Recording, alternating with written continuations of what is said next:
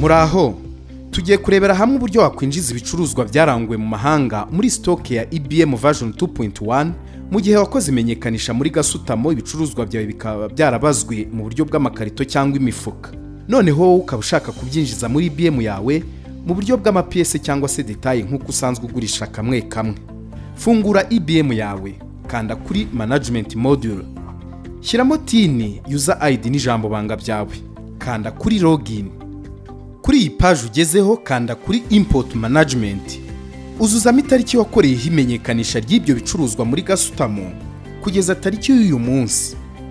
Ahanditse approval status, hitamo waiting maze ukande kuri search.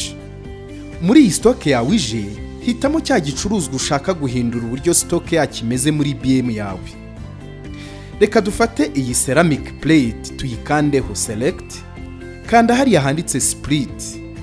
Hano imbere ya item code nuguhitamo uko wita ibicuruzwa byawe. Reka dufate urugero ko tukita isahani maze dukore search hejuru. Urabona ko haje ubwoko bw'amasahani abiri asanzwe ari muri stock yawe. Bitewe nuko ikarito yacu irimo amasahani y'idongo ntoya n'idongo nini, reka tubanze ku idongo ntoya. Dukande select maze twemeze kuri confirm. Kuri item information quantity n'ibyo twazanye. Ubwo idongo ntoya zari 1000. Emeza hano kuri confirm. Reka dusubire kuri item code tujye kureba ya masahani y'idongo nini. Andikamo ijambo isahani maze ukore search. Kanda ku isahani y'idongo nini select maze wemeze kuri confirm. Kuri item information quantity yazo reka dushyire ko ari 170 ziri mu ikarito. Iriya quantity y'igihumbi ni 170 na amasahani yose yari mu ikarito. Harimo idongo nto 1000 n'idongo nini 170. Kanda kuri confirm maze wemeze kuri save. Ukande yes.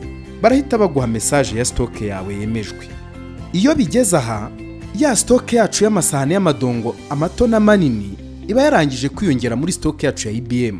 Mu gusubira inyuma ngo urebe koko niba yageze muri stock yawe, kanda kuri close. Ufunga ibyo wakoraga. Jya kuri stock management, opening closing. Muri ya stock yawe iri muri IBM, urabona ko amasahani y'idongo mato ufitemo 1000, naho amadongo manini akaba 170. Muri make nuko wakwinjiza neza stock yawe y'ibicuruzwa waranguye hanze mu gihe wakoze imenyekanisha muri gasutamo bo bakandika imifuka cyangwa amakarito, kandi wowe usanzwe ucuruza mu buryo bw'ikintu kimwe kimwe cyangwa detaille.